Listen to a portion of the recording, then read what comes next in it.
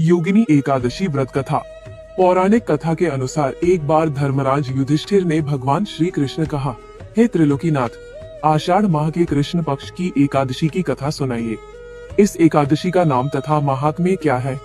श्री कृष्ण ने कहा, हे पांडु पुत्र, आषाढ़ माह के कृष्ण पक्ष की एकादशी का नाम योगिनी एकादशी है।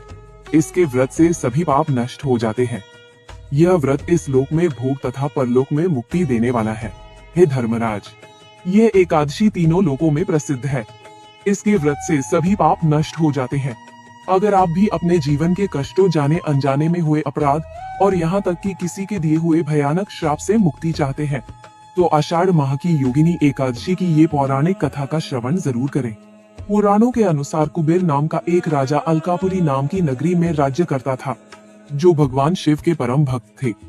उनका कोई भी दिन ऐसा न था जिस दिन वो शिव जी की आराधना न करे। यही नहीं, राजा का नियम था कि वो प्रतिदिन मानसरोवर से सुंदर और ताजे फूलों से भगवान शिव का पूजा करता था। उनका ये काम हेम नाम का एक यक्ष माली किया करता था। हेममाली की विशालाक्षी नाम की सुंदर स्त्री थी, जिससे वो अगाध प्रेम करता था। वह रूपवती थी और हेमी उसके प्रेम पास में पूरी तरह बंधा हुआ था। रोज की तरह एक दिन सुबह हेमी माली मानसरोवर से सुंदर फूल तोड़कर लाया, लेकिन वो सीधे राजा कुबेर के पास जाने के बजाय अपनी पत्नी के प्रेम में ऐसा खोया कि महल लौट आया और उसके साथ समय बिताने लगा। उधर राजा कुबेर दोपहर तक भगवान शिव की पूजा के लिए फूलों का इंतजार करते रहे। जब दोपहर बीत गई और फूल नहीं आए, तो राजा कुबेर का क्रोध सातवें आसमान पर पहुंच गया। उन्होंने तुरंत अपने सैनिकों को भेजा कि पता करो हेमी माली कहाँ है। सैनिकों ने आकर बताया, महाराज, हेमी तो अपने घर में अपनी पत्नी के साथ आमोद प्रमोद में व्यस्त है। यह सुनते ही कुबेर ने उसे तुरंत दरबार में हाजिर करने का हुक्म दिया।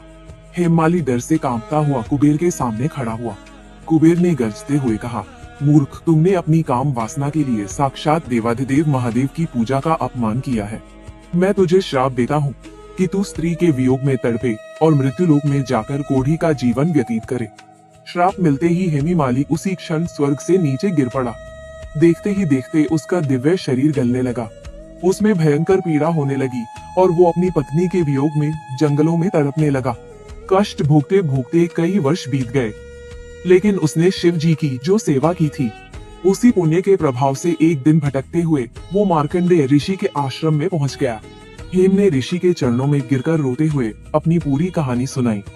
ऋषि मार्कंडेय ने तरस खाते हुए कहा, हे यक्ष, तुमने वाकई बड़ा अपराध किया है, लेकिन तुम्हारी इस दुर्दशा को देखकर मैं तुम्हें एक उपाय बताता हूँ।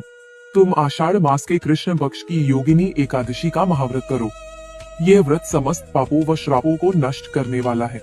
हेमी माली ने ऋषि की बात मानकर पूरी निष्ठा, श्रद्धा और निराहार रहकर योगिनी एकादशी का कठिन व्रत किया। भगवान नारायण का ध्यान किया और रात्रि जागरण किया। जैसे ही व्रत का पारण हुआ, इस महाव्रत के प्रभाव से हेम माली के शरीर का सारा कोढ़ गायब हो गया। उसकी काया पहले की तरह ही दिव्य, सुंदर और तेजस्वी हो गई। उसे कुबेर के श्राप से मुक्ति मिल गई और वो वापस अलकापुरी अपनी पत्नी के पास लौट गया। तो दोस्तों, योगिनी एकादशी का यह पावन व्रत हमें सिखाता है कि जाने अनजाने में हमसे चाहे कितनी भी बड़ी भूल क्यों न हो गई हो, अगर हम सच्चे मन से भगवान श्री हरि विष्णु की शरण में आते हैं, तो नारायण हमारे सारे कष्ट हर लेते हैं।